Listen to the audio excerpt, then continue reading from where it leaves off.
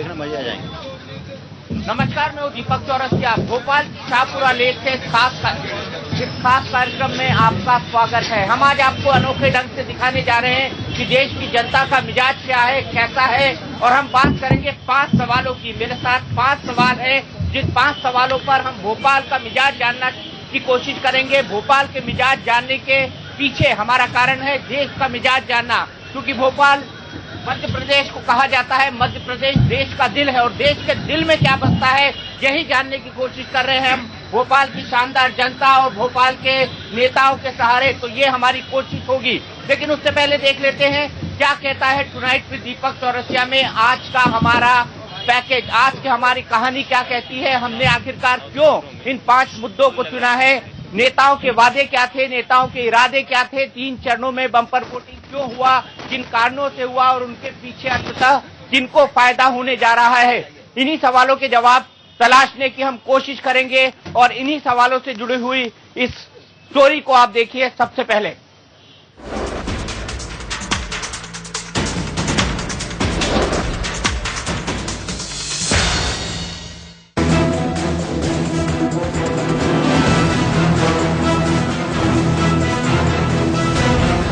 तीसरे चरण के लिए दिल्ली समेत 14 राज्यों की 91 सीटों पर बम्पर वोटिंग हुई।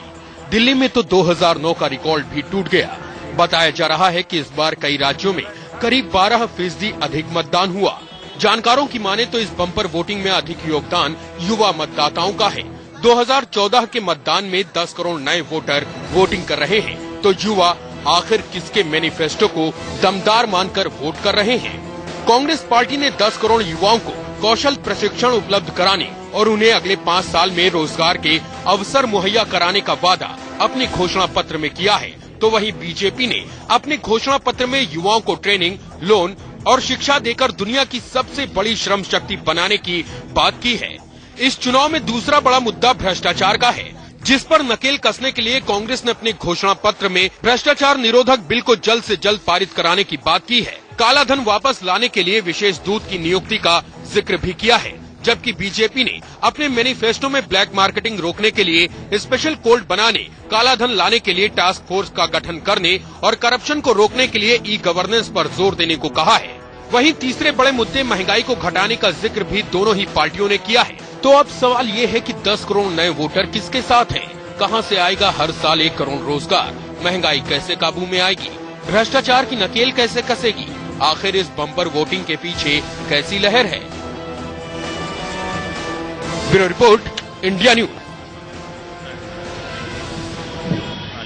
तो हम आपको इस बहस के नियम समझा दें। सबसे पहले हम आपको बता दें कि भारतीय जनता पार्टी के वरिष्ठतम नेताओं में से एक का पूरा पैनल यहाँ बैठा है। हमारे साथ है मध्य प्रदेश के पूर्व मुख्यमंत्री माननीय कैलाश जोशी जी, सुधा मलैया जी हमारे साथ है, रघुनंदन शर्मा जी हमारे साथ है, दीपक विजयवर्गीय जी हमारे साथ हैं। ऐसे तमाम मेहमान हमारे साथ हैं। आम आदमी पार्टी हमारे साथ है। हमारे साथ 4 हमारे एक्सपर्ट हैं जो हमें बताएंगे कि मध्य प्रदेश और देश का मिजाज क्या कहता है। वरिष्ठ पत्रकार नगेंद्र सिंह, योगेश राठौर, संजय द्विवेदी और गिरीश उपाध्याय ये हमारे साथ जुड़े होंगे। वहीं कांग्रेस की तरफ से तमाम वरिष्ठ नेता तनिमा दत्ता जी हमारे साथ जुड़ी हुई हैं। कुणाल हमारे साथ जुड़े हुए हैं, मध्य प्रदेश युवा कांग्रेस के अध्यक्ष। सुनील सूद जी हमारे साथ जुड़ेंगे, विभा पटेल जी हमारे साथ जुड़ी हुई हैं, और साथ ही साथ हमारे साथ अभय दुबे जी जुड़ेंगे। लेकिन सबसे पहला सवाल सबसे पहले बम्पर वोटिंग के पीछे कैसी लहर है? आखिर इस बम्पर वोटिंग का फायदा किसको होने वाला है, क्यों होने वाला है, कैसे होने वाला है? कैलाश जोशी जी, सबसे पहले आपके पास आऊंगा। इस बम्पर वोटिंग से किसका फायदा है, इसके पीछे क्या कोई लहर है? देखिए, मतदान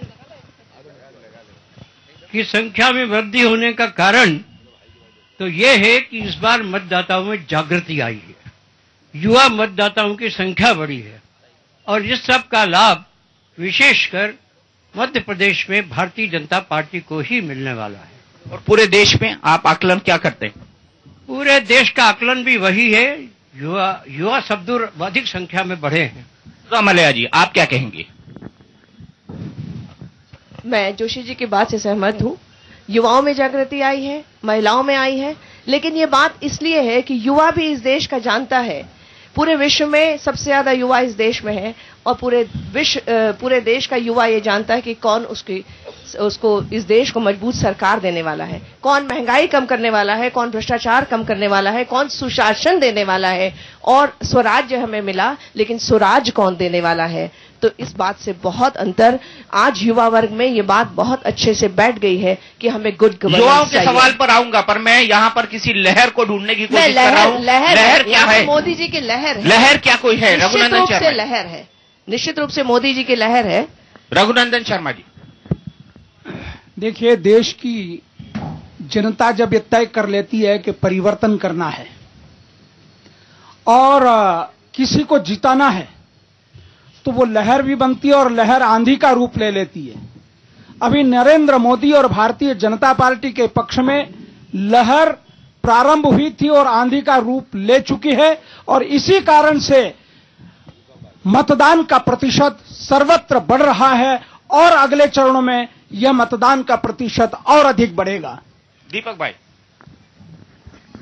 मतदान का जो प्रतिशत बढ़ रहा है, निश्चित तौर पर उसके पीछे देश भर में चल रही नरेंद्र मोदी जी के पक्ष में लहर है। और उसके पीछे की पृष्ठभूमि में अगर हम जाएं तो पिछले 10 सालों में यूपीए का जो कुप्रशासन रहा है, महंगाई लगातार बढ़ी है, जनाक्रोश लगातार बढ़ रहा है, भ्रष्टाचार के कारण कोयले का घोटाला हुआ, 2G स्पेक्ट्रम घोटाला हुआ, हेलीकॉप्टर घोटाला हुआ और सैकड़ों घोटाले हुए, सीमाएं असुरक्षित हो गई हैं, नक्सलवाद लगातार बढ़ रहा है और बांग्लादेशियों की घुसपैठ हो रही है। लगातार देश के लोग चिंतित हैं और इसलिए सड़कों पर आ रहे हैं। मतदान के दिन भी इसलिए निकलेंगे और यूपीए सरकार के खिलाफ मतदान करेंगे। यूपीए सरकार के खिलाफ मतदान करेंगे। अभय दुबे, मोदी की लहर है, मानते हैं आप? मैं इस बात से बिल्कुल सहमत हूं जो रघुनंदन जी ने कही कि ये लोग कहते हैं आंधी है, सुनामी है। हाँ, नरेंद्र मोदी विध्वंसक का परिचायक है, नकारात्मक, नफरत और नैराश्य का नरेंद्र मोदी है, इसलिए ये व्याख्या उनके लिए ठीक है। किस प्रकार गुजरात में 11 लाख परिवार बिजली से वंचित हैं, किस प्रकार 22 लाख परिवारों के पास परिसंपत्ति के नाम पर एक पैसा नहीं है, किस प्रकार 49 लाख परिवार खुले में शौच जाने के लिए बाध्य हैं, किस प्रकार 70 किसके कारण 10 साल यूपीए थी? किसके कारण 10 साल यूपीए थी? गुजरात की व्याख्या कर रहा हूं मैं। नहीं, मैं देश की व्याख्या कर रहा हूं यहाँ पर, मैं गुजरात की व्याख्या नहीं कर रहा हूं, मैं देश की व्याख्या कर रहा हूं। अभय मैं काउंटर करूंगा यहाँ पे। हम देश की व्याख्या कर रहे हैं, हम गुजरात की व्याख्या नहीं कर रहे हैं। और पूरे लोग इस बात से सहमत होंगे ये बहस देश की है। जब हम देश की व्याख्या करते हैं तो इस देश ने देखा है कि प्रगति के उन सारे मानकों को, 82 करोड़ लोगों को भोजन का अधिकार हमने दिया, 18,80,000 आदिवासी परिवारों को आवास का अधिकार हमने दिया, हमने ये करके दिखा दिया कि 79,000 करोड़ रुपए शिक्षा पर हम व्यय करने लगे, हमने सभी के स्वास्थ्य के संकल्प की अवधारणा को चरितार्थ करने का मानस बनाया, और शीर्ष से पोर तक भारतीय जनता पार्टी के लोग भ्रष्टाचार में डूबे हैं। नरेंद्र मोदी जी के तो ये मैं मान लूं, मैं मान लूं कि ये बम्पर वोटिंग की लहर राहुल गांधी की है, ये बम्पर वोटिंग की लहर राहुल गांधी की है, मैं मान लूं। हम आश्वस्त हैं कि यूपीए 3 का निर्माण करने जा रहे हैं, क्योंकि व्यक्ति केंद्रित राजनीति नहीं, हम सामूहिक नेतृत्व की बात करते हैं। 125 करोड़ लोग इस राष्ट्र का नेतृत्व करेंगे। दस्यु वृत्ति के लोग जिन्होंने छद्म वेश धारण किया है, उनको इस देश पर राज करने का अधिकार नहीं है। मैंने जैसे कहा आपको कि क्या वो माया कोडनानी जेल की सलाखों के पीछे, हम आएंगे, इस मुद्दे पर भी आएंगे। विभा पटेल जी, बम्पर वोटिंग के पीछे किसकी लहर? देखिए, बम्पर वोटिंग के पीछे यदि कोई भी ये बात मान रहा है कि मोदी जी की लहर है तो ये बिल्कुल गलत है, क्योंकि आज जो युवा वोटिंग कर रहा है वो देश की प्रगति के लिए वोटिंग कर रहा है, उन्नति और तरक्की के लिए वोटिंग कर रहा है। महिलाएं अपनी सुरक्षा के लिए वोटिंग कर रही हैं, और महिलाएं ये बहुत अच्छी तरीके से जानती हैं कि उनकी विकास और प्रगति और तरक्की की अगर बात है तो वो यूपीए सरकार की बात है। उनके अधिकारों की जब बात हुई तो सोनिया जी ने बात की है, आज महिला आरक्षण की बात हुई तो सोनिया जी ने बात की है। इसीलिए महिलाओं की जो वोटिंग हो रही है वो पूरी की पूरी यूपीए के फेवर में हो रही है। युवा वर्ग की जो वोटिंग है वो जानता है कि नौजवानों को उन्नति। विभाजी 10 साल से यूपीए की सरकार थी, महिला आरक्षण आ नहीं पाया आज तक। सुधा जी, मैं आपकी बात पे आ रही हूँ। सुधा जी मना किया, भारतीय जनता पार्टी सपोर्ट करने तैयार थी। यदि सुधा जी में आपकी बात का जवाब लोकसभा में इनका समर्थन करें। मुझे दीपक जी जवाब देने दीजिए संक्षेप में। मैं बिल्कुल संक्षेप में जवाब दूंगी। सुधा जी 10 साल से जरूर थी, लेकिन भारतीय जनता पार्टी ने जब महिला आरक्षण की बात की, उन्होंने बीच सरासर झूठ आपके सांसद सरासर झूठ पहली बार नजर आ रहे हैं। भोपाल खुला समर्थन किया, आप बोल रही आरोप गलत मत लगाइए, खुला समर्थन दिया है हमने। विरोध उन लोगों ने किया किया जिनके साथ आप सरकार चला रहे थे, विरोध उन लोगों ने किया जिनके ठेके पे आप भारतीय जनता पार्टी का खुला समर्थन था, गलत आरोप नहीं चलेगा। इस मुद्दे पर भी आऊंगा, इस मुद्दे पर भी आऊंगा, लेकिन कुरान भारतीय जनता पार्टी के मध्य प्रदेश के शासन में महिलाओं ने दिया है, 27,000 बलात्कार हुए, कॉग्निसेबल क्राइम अब मैं इस पर भी आऊंगा, ज्यादा हुए हैं और जसोदा बहन को न्याय दिलाने के लिए इस देश की जनता ने वोट दिया है। अब मैं इस पर भी आऊंगा। कुरान, बम्पर वोटिंग के पीछे लहर किसकी? मेरा बड़ा सीधा सवाल है, क्योंकि मुझे वोटिंग करानी है। सीधी स्थिति है, आंकड़ों से प्रभावित कर लेंगे।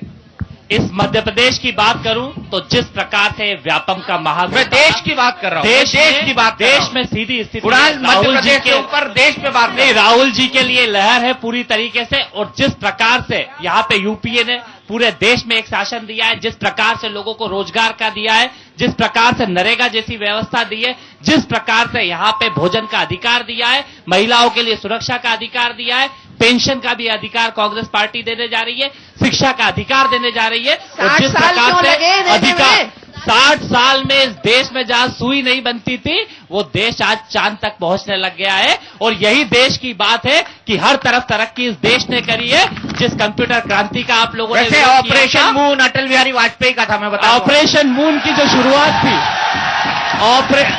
तय तौर पे वहां तक पहुंचाने की भी जो व्यवस्था थी, वो कांग्रेस पार्टी पावर बनाने का भी, और कांधार तक पहुंचाने का भी अटल जी की व्यवस्था थी। कांधार तक डिसएग्री नहीं करता, आतंकवादियों को पहुंचाने की पहल भी अटल जी की थी। और कंप्यूटर का विरोध जिसने किया था, वो व्यक्ति भी अटल बिहारी वाजपेयी थे, कि कंप्यूटर इस देश के नौकरियां ले जाएगा। और वो नौकरी कहां ले गया? ये देश में नौकरी किसने दी?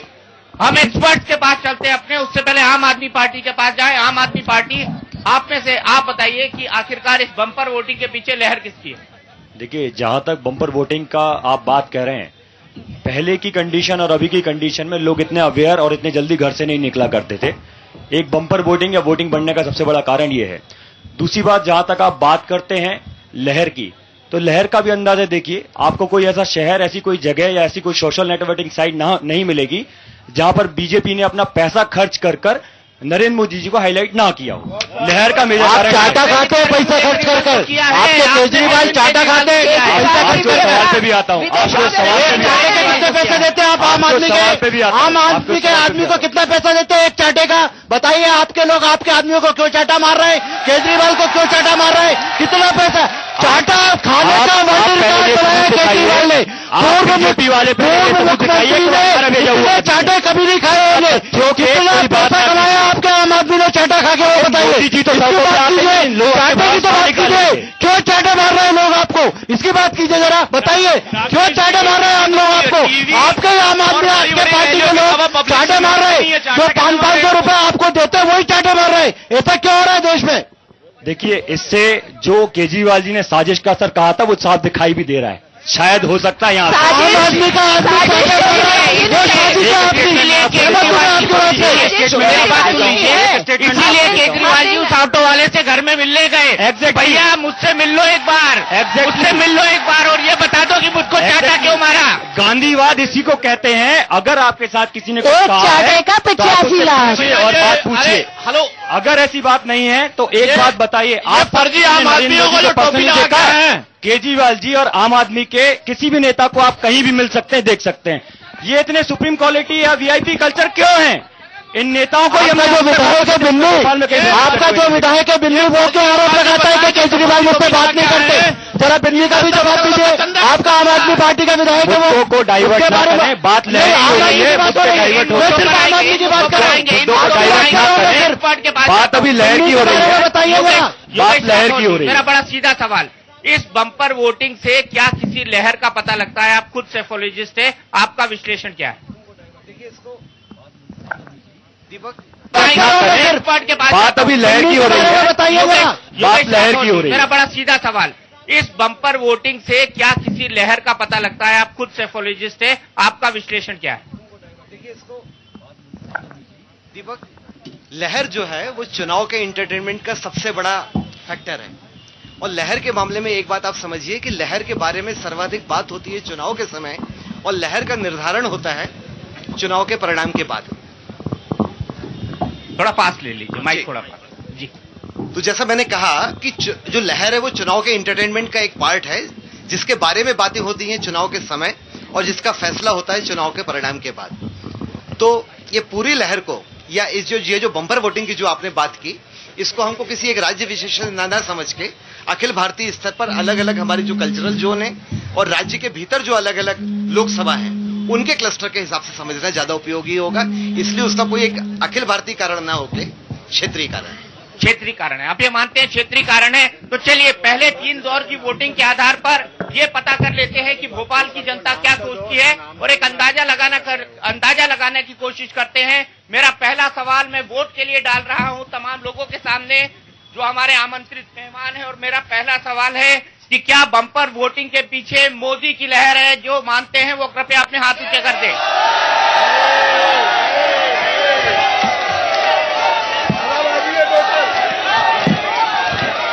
यह लहर 20,000 करोड़ की लहर है। ठीक है।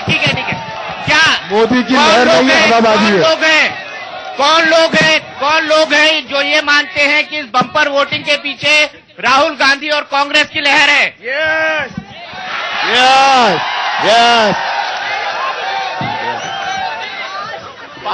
ये दीपक जी, जिन लोगों को आपने बुलाया है, ये सब बीजेपी के कार्यकर्ताओं को आपने बुला लिया है। अगर आपने पहले से हमें बोला होता तो आधे भोपाल को हम यहाँ खड़ा करते थे। बीजेपी के साथ आपने कहा था, आपकी चैनल से हमें यह कहा गया था कि केवल टेबल पर लोग बैठेंगे, उनसे डिस्कशन होगा। अगर आपने कहा होता भारतीय जनता पार्टी के साथ है, वो हाथ कितनों का विरोध करेगी? भाजपा के साथ है। आज मैं आपको बड़े वो चाहती है कांग्रेस मुक्त देश हो जाए। निश्चित रूप से प्रायोगिक लोग यहाँ पर हाथ खड़ा करके बात कर रहे हैं। मैं बड़ी विनम्रता के साथ आपको मैं भी आपसे विनम्रता से आपकी नॉलेज में डालना चाहता हूँ। बड़ी विनम्रता के साथ आपको कहना चाहता हूँ कि इस कुर्सियों पे जो 70 लोग बैठे हैं वो तमाम इनवाइटेड लोग हैं, और जो बाकी लोग आए हैं वो ये शाहपुरा लेक है ना, इसके आसपास जो घूमते रहते हैं। सर एक्सक्यूज मी, एक मिनट सुनेंगे मेरी बात। मैं शो आगे बढ़ाऊं या आप चाहते हैं कि मैं रोक दूं? मैं शो आगे बढ़ाऊं या आप चाहते हैं मैं रोक दूं? दीपक जी, ये हमारे सम्मानित जो सांसद जी हैं वो बता देंगे ये कहाँ के, शाहपुरा लेक के कि बाहर के। आज वो निकले तो उन्हें मालूम होगा। मैं भोपाल के लिए नया हूँ, इसीलिए ये सब बीजेपी के स्पॉन्सर लोग हैं और सारे पदाधिकारी हैं, और 20,000 करोड़ रुपए जो चुनाव के निर्णय आने के बाद पूरे देश को स्पॉन्सर बोलना तुम। तो ये वोट ये भारतीय जनता फैसला मोदी जी के पक्ष में आ जाए तब भी ये बोलना कि सारे लोग के अलावा कुछ नहीं कर रहे तुम। ये 10 साल में देश की चिंता कर लेते तो आज ये नौबत नहीं आती। 10 साल में देश की चिंता कर लेते तो आज ये नौबत नहीं आती। वोटिंग कराता हूँ सबके नाम पे, और वाकई इस वोटिंग का परिणाम से देश के इलेक्शन पे कोई असर नहीं पड़ेगा। देश के इलेक्शन पे कोई असर नहीं पड़ेगा। देश के कुछ भी चिल्ला ले, देश के अगले प्रधानमंत्री राहुल गांधी बनेंगे। राहुल गांधी जिंदाबाद। पहले अमेठी से जीत गया वो। अच्छा मुझे बताइए कौन लोग ये मानते हैं राहुल गांधी आपकी बात जरूर सुन लेंगे, देख लेंगे वो। राहुल गांधी अगले प्रधानमंत्री बनेंगे, ये हमारा विश्वास कहता है। सर जी, आपकी खबर ऊपर चली जाएगी, आपका समाचार जाएंगे, समर्थन दिख रहा है, जाएंगे। सबके समाचार जाएंगे। और मैंने सवाल पूछा कि क्या केजरीवाल की कोई लहर है? बिल्कुल है सर, बिल्कुल। बनारस में है, बनारस में आम आदमी की लहर है सर। सवाल का जवाब क्या निकलता है? सवाल का जवाब ये निकलता है कि ज्यादातर लोग मानते हैं। जहां पर एक ग्राफिक्स आएगा क्या वैभव? 85 लाख में थप्पड़ मरवाते। तो 93% लोग मानते हैं, 93% यहाँ पर जो है वो ये मानते हैं कि यहाँ पर मोदी लहर है। आप तो पूरे ही मान लीजिए ना कि मोदी जी की कहर है, ये लहर नहीं है। चलिए, जो कि भारतीय जनता पार्टी के लोगों पर मोदी जी का जम के झूठी है। चाहे जसवंत सिंह हो, चाहे चाहे लालकृष्ण आडवाणी हो, चाहे सुषमा स्वराज हो, सब पर कहर बनकर ये लहर नहीं। चलिए ठीक है, आपकी बात मैंने मानी। रवि सक्सेना जी के हिसाब से मैंने जब ये लहर नहीं कहर है, मोदी जी की आंधी है, तो इनको अड़चन हो गई थी और इन्होंने सुनामी की बात कही, तो सुनामी में कांग्रेस का सफाया होने वाला है। तय तौर पे लहर की आप बात कर रहे हैं। मैं अगले सवाल लहर की, दीपक जी, अगर लहर की बात हो रही है, अगर इतनी लहर है तो मोदी 2-2 सीटों से क्यों चुनाव लड़ रहे हैं? सोनिया गांधी लड़ती थी, उसके बारे में कुछ पता है? सोनिया गांधी और इंदिरा गांधी को छोड़ बताओ सोनिया गांधी और इंदिरा गांधी के, और इसके लिए ब्लड प्रेशर की गोली है, ये थोड़ी देर अच्छा, लहर कही जाए तो नहीं लड़ सकते 2 सीटों से, और लहर कही हो तो 2 सीटों से लड़ सकते हैं। सोनिया और इंदिरा दोनों लड़ी, तब कुछ नहीं। प्लीज मुझे दूसरे सवाल की तरफ जाने दीजिए। दूसरा सवाल उतना इम्पोर्टेंट है और दूसरे सवाल की शुरुआत में करूंगा। आप जो करें सब ठीक, बाकी सब गलत। मध्य प्रदेश के अध्यक्ष भी दूसरा सवाल है हमारा, और दूसरे सवाल की तरफ मैं सबका ध्यान खींचूंगा। दूसरा सवाल है 10 करोड़ नए वोटर किसके साथ हैं? मेरा सवाल राहुल गांधी। सबसे पहले अतुल शर्मा के पास। अतुल, 10 करोड़ नए वोटर किसके साथ हैं? अतुल। पहली चीज तो आपने निष्कर्ष निकाल लिया कि मोदी जी की लहर है। ये निष्कर्ष आपका निकाला हुआ निष्कर्ष है, जो तय होगा ये जनता का निकाला हुआ निष्कर्ष 16 तारीख को तय होगा। ये जनता का नहीं है, दीपक जी देश का युवा पिछले 10 साल से जनता को छोड़ दिया है। जनता से कांग्रेस को कुछ लेना देना नहीं है। भ्रष्टाचार, बेरोजगारी और इसके अलावा कुछ दिया हो कांग्रेस ने? बताइए। चुनाव में उनकी शादी हो गई? आज तक के किसी चुनाव में उन्होंने ये नहीं देखा कि मेरी पत्नी है, इस चुनाव में लिख के दे दिया। राहुल गांधी की शादी कर दीजिए, उसके लिए दुल्हन ढूंढिए। एक काम करिए, राहुल गांधी की शादी करवाइए, राहुल गांधी की, उसके लिए दुल्हन ढूंढिए। वो कुछ हो गया, बताओ। आप शब्दों का प्रयोग मत करना। हेलो भैया, आज सुप्रीम कोर्ट में याचिका दायर की है कि मोदी जी की कितनी शादी हुई है कि नहीं हुई है। पहले उन्होंने हमेशा एफिडेविट दिया कि नहीं हुई है, इस चुनाव में दिया कि हुई है। काहे की लहर है मोदी? आपको राखी बंधवा दें, बुला के राखी बंधवा दें। एक मिनट, यहाँ पर दूसरा मुद्दा राघव जी से बंधवा दीजिए राखी, राघव जी से। राकेश शर्मा जी, यहाँ पर ये मोदी जी के जो कॉलम छूटा था, अभिषेक मनु सिंघवी से नहीं बंधवा दें, और नारायण दत्त तिवारी से नहीं बंधवा दें, वीरभद्र सिंह से नहीं बंधवा दें। क्या संभालेगा? चिंता कांग्रेस को नहीं है। जो राहुल गांधी बुढ़ा होता जा रहा है, आदमी अपनी दीदी को नहीं संभाल पाया, वो देश को क्या संभाल पाएगा? शादी हो चुकी है, जो स्वीकार कर रहा है मेरी शादी हो गई है, उसकी चिंता कांग्रेस कर रही है। ये देखिए कांग्रेस की हालत क्या हो गई है। मुद्दे से हम फिर भटक रहे हैं। मुद्दे से एक मिनट आपके नेताओं को बोलने दे प्लीज आपके नेताओं को बोलने दे। आप आपके नेताओं को बोलने दे प्लीज। अटल बिहारी रवि सक्सेना जी। मैं इनसे ये कहना चाहता हूँ कि जो आदमी अपनी बीवी को छुपाता है उसके लिए झूठ बोलता है, जो अपनी बीवी को नहीं संभाल पाया वो देश को क्या संभालेगा? सर, जिसने 3 चुनाव में झूठ बोला, केवल आरएसएस के अंदर जाने के लिए, प्रचारक बनने के लिए उसने आरएसएस को धोखा दिया, भारतीय जनता पार्टी में लालकृष्ण आडवाणी को धोखा दिया, जसवंत सिंह को धोखा दिया, जिस आदमी ने सुषमा स्वराज को धोखा दिया, और ये रघुनंदन प्रसाद जी बेटे, शर्मा जी बेटे, इनको धोखा दिया। वो बेटा दीपक तिरसिया, उसको धोखा दिया। सारे लोगों को, जो दीपक विजयवर्गीय बैठा है उसको धोखा दिया। यहाँ पर ये धोखेबाज आदमी है, धोखाबाज करने के अलावा कोई काम नहीं है। आप पे उंगली है। देखिए, पहली बात तो कांग्रेस ये समझ लें कि 4 महीने पहले मध्य प्रदेश में चुनाव हुए हैं। आपने सवाल पूछा था कि नए जो मतदाता हैं वो किस तरफ जाएंगे। बिल्कुल, सवाल भटक गया, जवाब दोनों ने नहीं दिया। दीपक जी, पिछले विधानसभा चुनाव से 10% कम वोटिंग हुई है। कांग्रेसियों में कोई नैतिक बल नहीं है कि सही बात का सही जवाब दें। मैं ये कह रहा हूं कि मध्य प्रदेश में जो चुनाव हुए थे 60 लाख नए मतदाता थे और सारे 60 लाख लोगों ने दीपक जी, विधानसभा से लोकसभा में 10% कम मतदान हुआ है, ये लहर बता रही है आप लोगों की। मेरी बात हो जाने दीजिए। सर, लोकसभा में लोकसभा की बात करो। दूसरी बात, लोकसभा में विधानसभा की बात अगर आप शिवराज को मत लेकर आइए फिर यहाँ पर।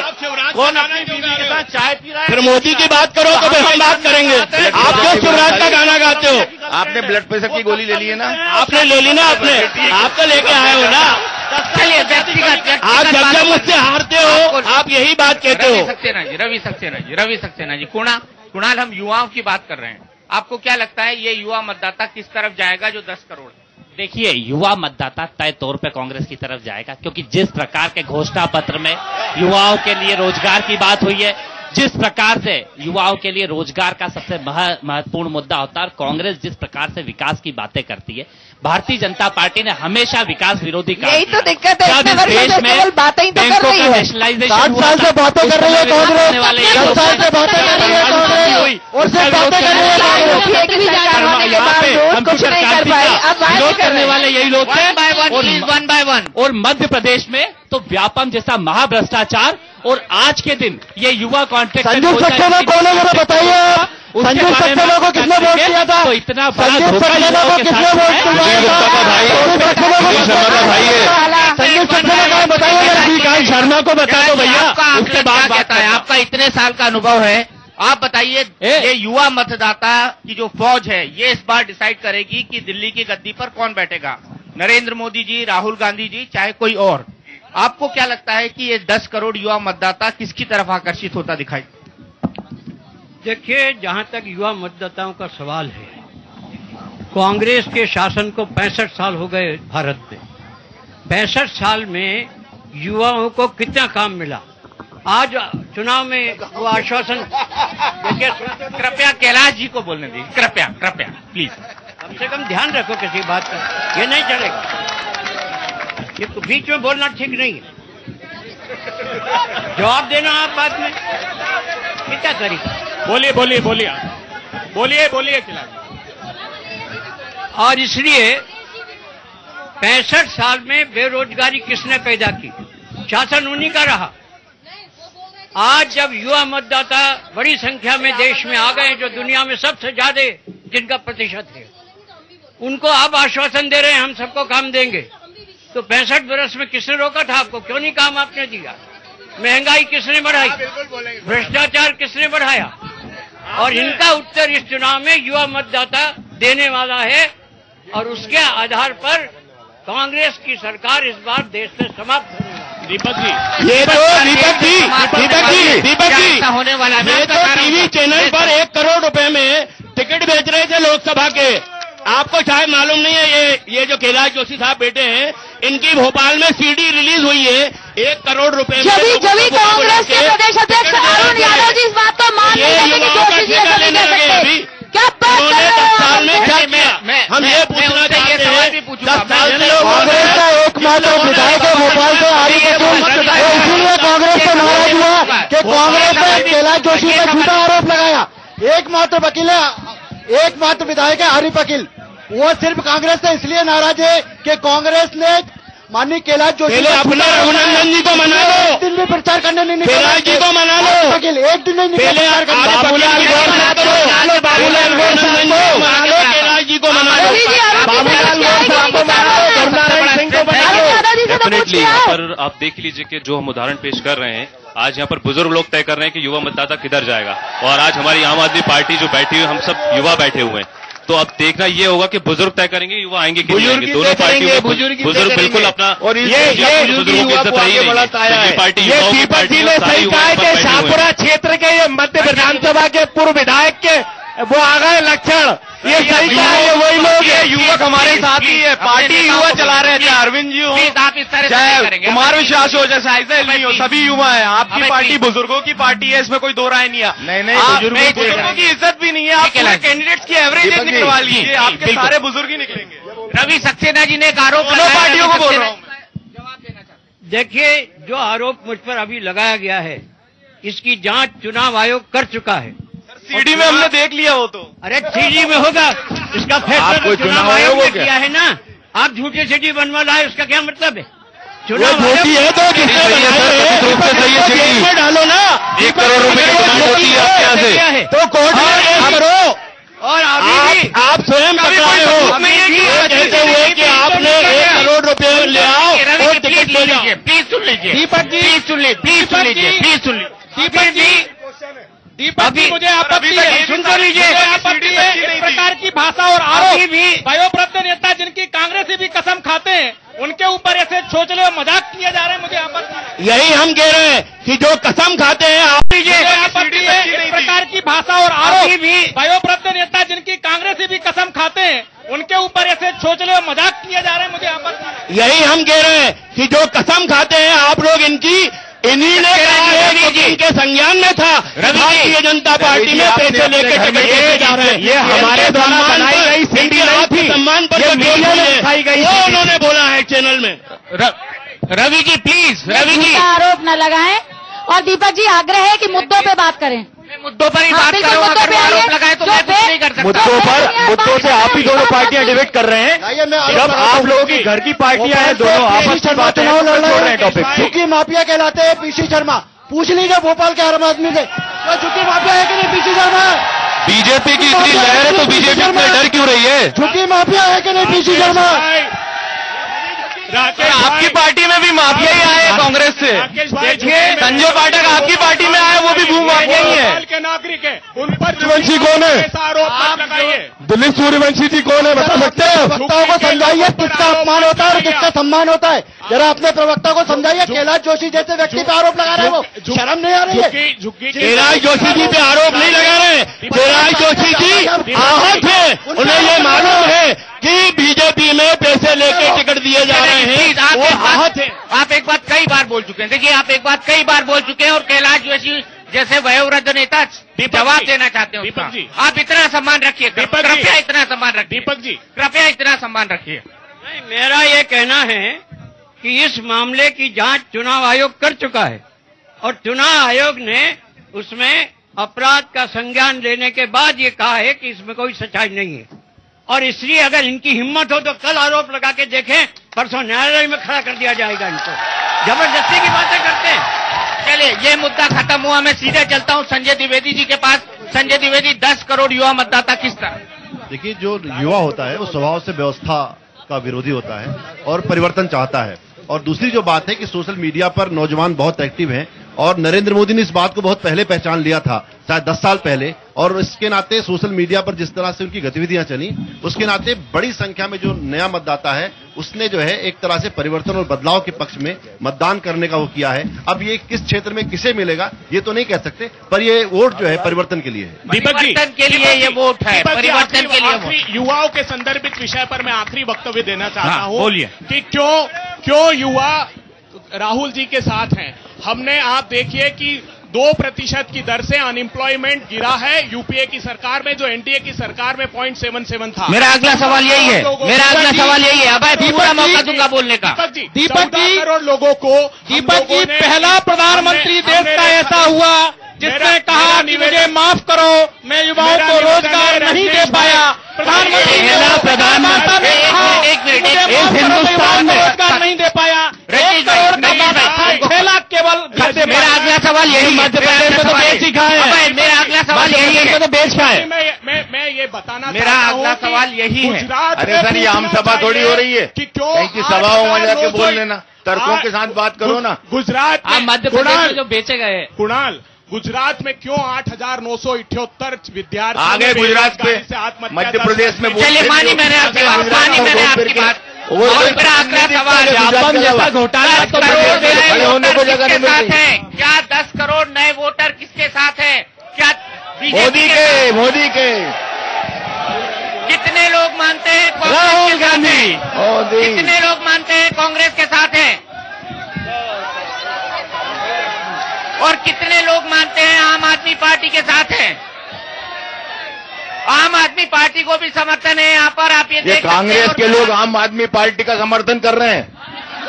अभय जी आम आदमी पार्टी, सर आपकी पार्टी में कांग्रेस के सबसे ज्यादा विधायक आए हैं, मेरे हिसाब से आप ही को समर्थन करेंगे। समूची भारतीय जनता पार्टी मोदी का विरोध कर रही, छद्मवेश धर करके आए हैं। आज के मुख्यमंत्री से क्या स्टाइल है? अच्छा इसका नतीजा सुन लीजिए, अभय नतीजा तो सुन लीजिए। अगर अगर पहले से बता दिया होता तो आधा भोपाल यहाँ होता और आधे भोपाल में मिलने वाले जाते हैं आम आदमी पार्टी के पक्ष में। विभा पटेल जी, आप कुछ कहना चाह रही हूँ कि आपने हम लोगों को जब कहा था कि बिल्कुल सिलेक्टेड लोगों को बुलाया जा रहा है, ये बिल्कुल सिलेक्टेड लोग हैं विभा जी, मैं इसको काउंटर कर चुका हूँ, मैं ये बात कह चुका हूँ, मैं समझा चुका हूँ। मेरी बात तो सुन ले। मैं यहाँ पर किसी को आने से रोक नहीं सकता, मैं यहाँ पर किसी को आने से रोक नहीं सकता। मेरा अगला सवाल आता है, हर साल कहां से आएगा 1 करोड़ रोजगार? अभय दुबे जी, आपके लिए यह सवाल है और उसके बाद मैं रजनीश जी के पास जाऊंगा। हर साल कहां से आएगा 1 करोड़ रोजगार? देखिए, हमने कहा है कि जिस प्रकार जो अनियोजित क्षेत्र में काम करने वाले लोग हैं, तो एमएसएमई सेक्टर का पर पूरा हमने एम्फेसिस रखा है और विनिर्माण के क्षेत्र पर इस यूपीए की सरकार फोकस करने वाली है। हमने जिस प्रकार मिशन के प्रोजेक्ट्स में 38 लाख करोड़ रुपए अगले 10 सालों में प्रोजेक्शन दिया है, हम अपेक्षा करते हैं कि सर्वाधिक रोजगार सृजित इस यूपीए 3 की सरकार में होंगे। और आप देख लीजिए, एनडीए के जो शासनकाल था 98 से 2004 का और यूपीए का ये जो शासनकाल था, उसमें सबसे ज्यादा बेरोजगारी एनडीए की सरकार के समय हुई है, सबसे ज्यादा रोजगार के अवसर यहां सृजित हुए हैं। मध्य प्रदेश में भी देख लीजिए, 12,75,000 लोग रोजगार कार्यालय में जीवित पंजी के रजिस्टर्ड हैं। गुजरात का भी अगर आप आंकड़ा देख लें तो 60,000 बोलोगे तो गड़बड़ हो जाएगी। देश की बात करें, देश की बात करें। रजनीश अग्रवाल जी और फिर सिसोदिया साहब, कहां से लाएंगे बीजेपी वाले 1 करोड़ रोजगार? देखिए, पहली आपने बात शब्द इस्तेमाल किया है मिलियंस ऑफ एम्प्लॉयमेंट। देखिए, पहली बात तो ये कि कांग्रेस के प्रधानमंत्री डॉक्टर मनमोहन सिंह माफी मांग चुके कि हम युवाओं को रोजगार नहीं दे पाए। 1 करोड़ का वादा था, केवल 6 लाख दे पाए। ये बताएं रोजगार कैसे देंगे? दुबे जी जो आंकड़े गिना रहे थे, रोजगार कैसे देंगे? भूल गए कि एनएसएस ऑर्गेनाइजेशन है, वो सैंपल सर्वे करता है शहरी बेरोजगारी में और ग्रामीण बेरोजगारी में। कांग्रेस के शासनकाल में, यूपीए के शासनकाल में बेरोजगारी बढ़ी है। 20,000 करोड़ रुपए के एमओयू साइन हुए थे, मुख्यमंत्री जी ने करे थे। रोजगार की बात कांग्रेस ने कही, वो थोथा मजाक, झूठा मजाक और देश के युवाओं के साथ धोखा है। यही कारण है कि देश के युवा नरेंद्र मोदी जी के साथ हैं। रही बात नरेंद्र मोदी जी के नेतृत्व में बनने वाली भाजपा सरकार की, तो बहुत स्पष्ट हमने अपने घोषणा पत्र में कहा कि हम युवाओं को रोजगार देंगे, स्किल डेवलपमेंट के माध्यम से तैयार करके हम युवाओं को रोजगार देंगे, निर्माण के क्षेत्र में हम युवाओं को रोजगार देंगे, अधोसंरचना का विकास करके जो स्किल्ड हैं, जो अनस्किल्ड हैं, जो सेमी स्किल्ड हैं, उन सबको रोजगार इस माध्यम से मुहैया कराया जाएगा। जो शिक्षित रोजगार हैं उनको भी और जो अर्ध शिक्षित हैं उनको भी। अभय दुबे जी को तो माफी मांगना चाहिए। इन्होंने अगर ऐसा ही है तो एम्प्लॉयमेंट एक्सचेंज मध्य प्रदेश के अंदर 11,000 पंजीकृत बेरोजगार क्यों है? ये झूठ बार करवा दीजिए। 1 करोड़ प्रदेश के बेरोजगारों के साथ व्यापम में छल क्यों किया गया? मैं युवाओं को रोजगार नहीं दे पाया। आप ये बताइए, अभय दुबे जी, प्रधानमंत्री जी ने माफी मांगी या नहीं मांगी? प्रधानमंत्री जी ने माफी मांगी कि नहीं मांगी? भ्रष्टाचार पर मनमोहन सिंह ने आप माफी मांगी, भ्रष्टाचार नहीं रोक पाया। भ्रष्टाचार मैं महंगाई नहीं रोक पाया, प्रधानमंत्री ने माफी मांगी, रोजगार नहीं दे पाया। झूठे आपने रोजगार की बात करो, युवा नरेंद्र मोदी जी के साथ है, युवा बदलाव के साथ है। राहुल गांधी के बारे में ऐसी कैसी उपमाएं इस देश का युवा देता है? आप सोशल मीडिया पे जाइए, आपको पता चल जाएगा। इसलिए युवाओं के बारे में भ्रम मत फैलाइए। आऊंगा आपके पास, कुणाल आपको बताऊंगा। अभय दीपक जी, मैं एक प्रश्न भारतीय जनता पार्टी से पूछना चाहता हूँ। दीपक जी, एक बात को एक सवाल पूछ लीजिए उसके बाद। विजेंद्र जी, सर आप कितने पूछ चुके हो सवाल, अब मैं जवाब पूछता हूँ। दीपक जी, एक बात भाई विजेंद्र जी बोलने दीजिए, आप बोलने दीजिए। फिर मैं बोलूंगा, नहीं बोलोगे आप? एक शब्द नहीं बोलेंगे। आजाद मित्रों, आजाद भारत के इतिहास में पहली बार ऐसा हुआ कि किसी राजनीतिक दल ने जो घोषणा पत्र बनाया वो यूपीए की सरकार जो प्रोग्राम इंप्लीमेंट कर चुकी है, जो इंप्लीमेंट कर चुकी है उसको लिया। मैं बताना चाहता हूं, उन्होंने कहा पाप लगेगा झूठ बोलोगे तो। अपन हिंदू है, पाप लगता है झूठ बोलते हैं। प्रामाणिकता से झूठ बोलने कौवा काटे। पाप से आपको ही नहीं लगता है। देखिए पानी के किनारे झूठ नहीं बोलना चाहिए। अगले जन्म मंदिर के नाम पे झूठ बोलना आपका काम है। मंदिर के नाम पे झूठ बोलना आपका काम है। आपने कहा हम ऑप्टिकल फाइबर का नेटवर्क अब हो गया ना यार, हमें बोलने दो ना यार। बीबीएनएल का पूरी आम सभाई कर दोगे क्या? अप्रैल 2013 को 10 राज्यों से एग्रीमेंट हुए। सर आप एग्रीमेंट तोड़ रहे हो सर। बीबीएनएल सर आप एग्रीमेंट तोड़ रहे हो, अपनी बात हो गई थी ना। 100 शहरों की अपेक्षा हमने 8000 शहर और 63 शहरों का विकास किया। ये कहते हैं 100 पिछड़े जिले, 250 पिछड़े जिले। बस भाई साहब, ठीक है, बात हो गई आपकी, बात हो गई। घोषणा पत्र नहीं दे सकते, जो घोषणा पत्र अरे बात हो गई मेरे भाई, माइक टूट जाएगा, ठहर जाओ। मैं ये कह रहा हूँ भाई साहब दीपक जी आपको कि ये प्रकृति निर्णय करती है। आप भारतीय जनता पार्टी के डायस से देखो हम राष्ट्र की बात कर रहे हैं, ये प्रांत के बाहर नहीं जा रहे हैं, क्योंकि ये प्रांतीय पार्टी बात की है। देश में इनका घोषणा पत्र में अपनी प्लीज बोलने दो, हमें प्लीज बोलने सर, बोलने दो ना सर बोलने दो ना please. 2 minute soon low sir. इस बार युवा वोट इसको नहीं कर रहा है, युवा वोट इंडिया को कर रहा है, क्योंकि हमको युवाओं को लगा है कि पिछले 5 साल में भारत की सरकार नहीं थी, पाकिस्तान की सरकार थी, जो पाकिस्तान की इशारे पे जिन्ना की मजाक है आपके नेता को वोट करेंगे, जिन्ना की मजाक वोट करेंगे और इसलिए हम मोदी को वोट करेंगे। नाम बताइए। आडवाणी जी, जिन्ना की मजार पे आडवाणी जाते हैं, और अगर हिंदुस्तान पाकिस्तान की बात करोगे वही कांग्रेस पार्टी थी, बोल रहा है ना, वही कांग्रेस पार्टी थी, वही इंदिरा गांधी थी जिनने 2 टुकड़े पाकिस्तान के भी करे थे। ये आप लोगों की तरह झूठ बोलने का काम, कभी राम मंदिर के नाम पे नेहरू जी ने, कभी राम मंदिर के नाम पे ईंटें आपने खाई, चक्कर में कभी राम मंदिर के नाम पे लोगों की ईंटें आपने खाई। बात पे झूठ बोलने का काम मत करिए। राम मंदिर के मुद्दे को कभी एजेंडे में डाल देते हो, कभी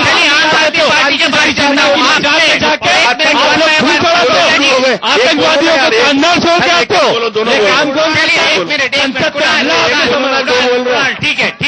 ठीक है। कम से कम आम आदमी पार्टी के पास, आम आदमी पार्टी, आपने तो बताया नहीं कि कहां से आएंगे रोजगार।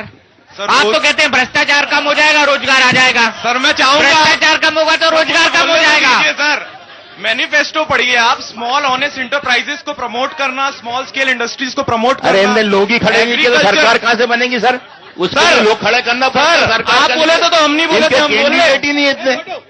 जब इनके कैंडिडेट नहीं तो सरकार कहां से बन जाएगी? ऑनेस्ट इंटरप्राइजेस को प्रमोट करना, ना कि अंबानी अडानी की बात करना, उनके प्लेन में घूमना, ये सब नहीं करने वाले। चलो ये सब आप नहीं करने वाले। आपने भाई जानकारी के लिए आपसे ज्यादा कैंडिडेट खड़े करें। दीपक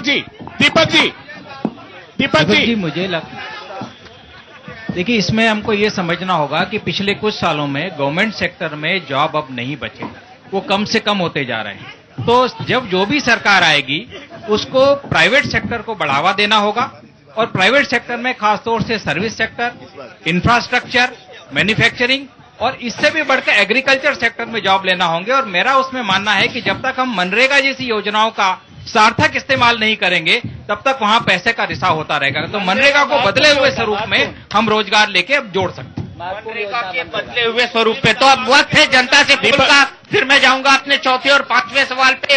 वक्त मेरे पास कम है, मुझे 1 घंटे में इस कार्यक्रम को खत्म करना है। तो मेरा अगला सवाल है, हर साल कहां से आएगा 1 करोड़ रोजगार? क्या अगली बीजेपी सरकार 1 करोड़ रोजगार दे सकती है? हाथ उठाइए। और कांग्रेस सरकार हाथ उठाइए। कांग्रेस सरकार हाथ उठाइए। आम आदमी के लिए कितने लोग हैं? चलिए इन 3 लोगों की हमने देखी, हम वोटिंग परसेंटेज बताएं। उससे पहले हम आपको बता दें कि हमारा अगला सवाल है, महंगाई कैसे काबू में आएगी? बताइए कैलाश जोशी जी, महंगाई कैसे काबू में आएगी? देखिए, महंगाई काबू में तब आएगी जब सरकार महंगाई करने का प्रयत्न करे। लेकिन पिछले 5 सालों में जिस केंद्र की सरकार ने जिस तरह से काम किए हैं उससे हर क्षेत्र में महंगाई बढ़ी है। इसलिए इस सरकार से आशा नहीं की जा सकती कि ये महंगाई पर अंकुश लगा सकेगी। दीपक जी मैं आऊंगा, अब मैं आपके साथ आ रहा हूँ, लेकिन पहले मैं वोटिंग बता दूं। वोटिंग ये कहती है कि 91% को लगता है कि मोदी सरकार रोजगार जनरेट कर सकती है, 7% को लगता है यूपीए 3 रोजगार जनरेट कर सकती है और 3% को लगता है, 2% को लगता है, माफ कीजिएगा, कि आम आदमी पार्टी ऐसा कर सकती है। तो महंगाई पर कैसे काबू पाया जाएगा? तोनिमा दत्ता जी, आपका एक बार भी मौका नहीं आया है, मैं आपके पास आऊंगा। जी देखिए, महंगाई जो है कम करने के लिए आपको यदि केंद्र सरकार को यदि सोचना होगा तो राज्य सरकार को भी सोचना होगा। यदि हम मध्य प्रदेश की यहाँ पे बात करें और जितने भी बीजेपी शासित है, यदि गोवा वैट कम कर सकती है तो मध्य प्रदेश में तो देश की बात करो यार। नहीं तो आप महंगाई जो है, महंगाई आप लोग के पास लोकसभा का चुनाव आप भी बोलने नहीं देते, आप भी बोलने नहीं, इनके पास आप भी बोलने नहीं देते। जादू की कोई छड़ी नहीं है, ये केवल बात करते हैं, रिटोरिक्स की बात करते हैं। इन्होंने आज तक कोई नीति, महंगाई जो है, महंगाई आप लोग के पास लोकसभा का चुनाव आप भी बोलने नहीं देते, आप भी बोलने नहीं, इनके पास आप भी बोलने नहीं देते। जादू की कोई छड़ी नहीं है, ये केवल बात करते हैं, रिटोरिक्स की बात करते हैं। इन्होंने आज तक कोई नीति नहीं बताई है, ये केवल मोदी जी का चेहरा बता देते हैं। 2 दिन में महंगाई घटाने का वादा मनमोहन सिंह जी ने किया था। भाइयों, आपको पता है 2 दिन में मनमोहन सिंह ने कहा था महंगाई घटाएंगे, 2 दिन में महंगाई घटाएंगे। मनमोहन सिंह जी ने कहा था 10 साल पहले, 10 साल पहले मनमोहन सिंह जी ने कहा था 100 दिन में महंगाई घटाएंगे। तो उसके बाद प्रधानमंत्री कह रहे हैं कि अभी और महंगाई बढ़ेगी। देश का प्रधानमंत्री कह रहे हैं और महंगाई बढ़ेगी। राकेश शर्मा जी, एक मिनट मैं बताता हूँ कैसे सीधी तरीके से जिस प्रकार से सब्सिडीज का दौर इस देश में चल रहा था, सब्सिडीज को कम करने के बाद इस देश में कहीं ना कहीं जो राजकीय घाटा है उसे घटाने की तरफ एक पहल कांग्रेस यूपीए ने कर दी है। जैसे हम लोगों को हर बार चीजों के लिए हमारे पास जो आपूर्ति और मांग का जो डिफरेंस होता है उसको कम करके तय तौर पे करीब जो प्याज के भाव आपके समय आसमान छू गए थे उसे बहुत कम कर दिया हमने। उस समय 100 रुपए किलो मिलके यार प्याज, अटल जी ने 120 आज तो 10 रुपए किलो, अटल जी ने तो 110 किलो बेचे थे। आप समय करेंगे दाम। हमने ये कहा कि आपने 60 साल दिए, हम 60 महीने लेंगे, वो 60 महीने में इसको महंगाई को किनारे ला के रख देंगे। हमने तय किया कि हम स्पेशल एक बजट बनाएंगे जो महंगाई पे कंट्रोल करेगा। हमने तय किया कि आयात और निर्यात पे ये कंट्रोल करेंगे कि निर्यात ज्यादा से ज्यादा हो, आयात कम से हो, और ये हम करेंगे तो हम आसानी से कंट्रोल कर सकेंगे। सर, एक बार देश की जनता ने तय कर लिया है कि मोदी जी पे विश्वास करेंगे और महंगाई कम किसी भी हालत में। दीपक जी, मुझे एक बात कहनी है। दीपक जी, आप उन लोगों को ज्यादा समय दे रहे हैं। दीपक जी, आप इधर बिल्कुल नहीं दे रहे। आप अभय और कृणाल जी से जो कुछ ज्यादा ही प्रभावित लग रहे हैं। यार आपको नहीं, दीपक जी, थोड़ा समय मैं आपके पास आता हूँ, अभी आता हूँ। देखिए, भारतीय जनता पार्टी ने अपने घोषणा पत्र में महंगाई पर नियंत्रण का उपाय क्या दिया? दीपक जी, बहुत रोचक बात है। सर हमको मालूम है, आप हमारा घोषणा पत्र क्यों पढ़ते हो? आप नहीं देते तो आप अपना घोषणा पत्र कभी पढ़ते ही नहीं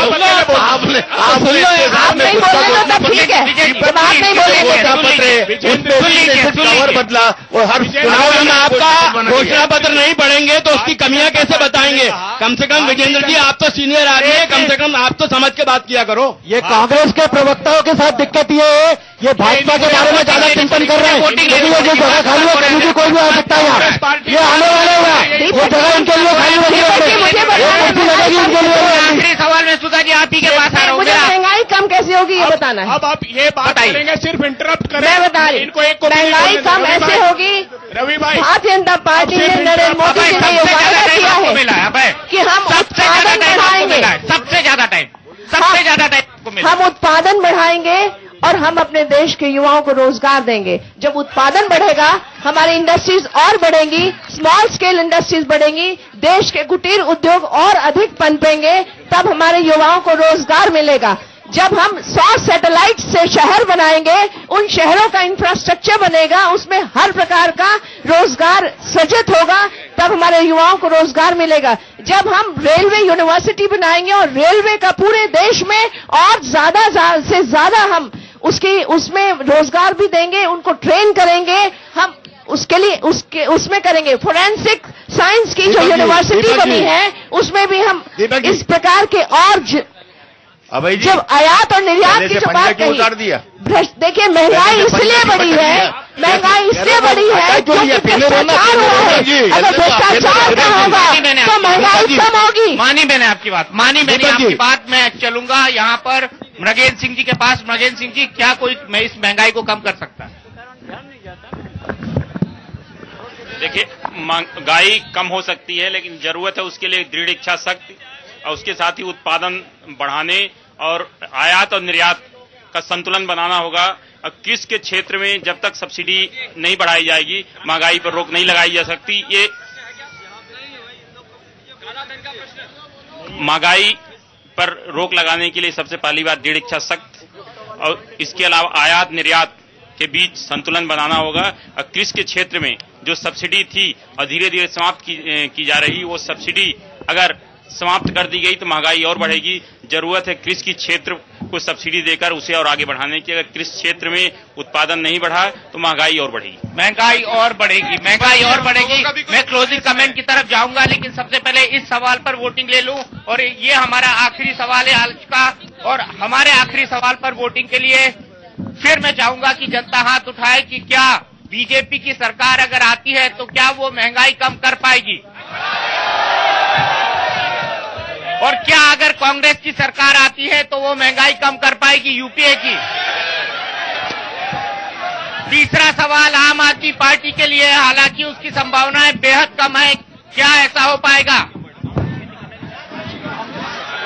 मैं आपको परिणाम बताऊं इससे पहले मैं क्लोजिंग कमेंट लूंगा। एक कमेंट अतुल शर्मा जी का। अतुल शर्मा जी, देश के लोकसभा के चुनाव हो रहे हैं और देश के लोकसभा के चुनाव के तीसरे चरण के मतदान के ट्रेंड क्या इंडिकेट करते हैं आपको? सबसे पहली बात तो भारतीय जनता पार्टी और भारतीय जनता पार्टी के जितने लोग हैं वो आत्ममुग्धता की इस पराकाष्ठा पे पहुंच चुके हैं कि उनको उनके अलावा कुछ दिख नहीं रहा है। भारतीय जनता पार्टी आपके लिए तो अच्छी बात है, रोजगार क्रिएट करने की बात करती है। मध्य प्रदेश में पिछले 10-12 सालों में क्या रोजगार बना दिए इन्होंने? 3 बार भारतीय जनता पार्टी की सरकार इसी जनता ने बनाई है। भैया सरकार ने कुछ करके दिखाया है, इसीलिए 165 सीटें जीत कर आए। भ्रष्टाचार किया है, व्यापम में घोटाला किया है, खनिज घोटाला किया है, कुछ करके दिखाया है, इसीलिए खनिज घोटाला किया है, व्यापम में घोटाला किया है, ये करके दिखाया है आपने। सामने कांग्रेस पार्टी ने घोटाला हटाने के लिए नया बिल लाया है और उस बिल में भ्रष्टाचारों की सरकार है, भ्रष्टाचारों की सरकार। नवीन जिंदल को टिकट दिया जाएगा, अशोक चौहान को टिकट दिया जाएगा, सुबोध भाई को टिकट जाएगा। ये सब के सब केंद्रीय मंत्री घोटाले से हटाए गए थे। इन सब केंद्रीय मंत्रियों को डाला जाएगा और तो सारे के सारे भाजपा में आ जाएंगे। राकेश जी प्रोग्राम एक बार मुझे बोल लीजिए, एक बार आप मुझे बोल लीजिए प्लीज। 30 सेकंड प्रोग्राम 30 सेकंड बोलूंगा सर, 30 सेकंड। अगर आपने इन्हें बंद बोलने दिया तो फिर मैं भी बोलूंगा। केंद्र इतनी देर से क्या कर रहे थे? ये चिल्ला के बोलेंगे तो हम भी बोलेंगे। मनमोहन सिंह जी की बात ये अनर्गल बात कर रहे हैं, इनकी बातों में कोई तथ्य नहीं है। ये हमेशा जो भी बोलते हैं झूठ बोलते हैं। और बेटे की पगड़ी कर दी गई, ये कांग्रेस ने कर दिया। चलिए यहीं पर मैं इस कार्यक्रम को रोकूंगा, लेकिन आखिरी सवाल था मेरा कि महंगाई क्या कम हो पाएगी, और महंगाई कम होने पर जो जनता का जवाब है वो ये कहता है कि 95% लोग सोचते हैं कि अगर बीजेपी गठबंधन की सरकार आती है तो महंगाई कम हो पाएगी। 97% ये सोचते हैं, 3% सोचते हैं कांग्रेस की गठबंधन की सरकार आती है तो महंगाई कम हो पाएगी। टुनाइट में दीपक चौरसिया का स्पेशल तो जब आज इतना ही, कल हम विधानसभा के जब परिणाम आने से तब भी आप यही कहते हैं।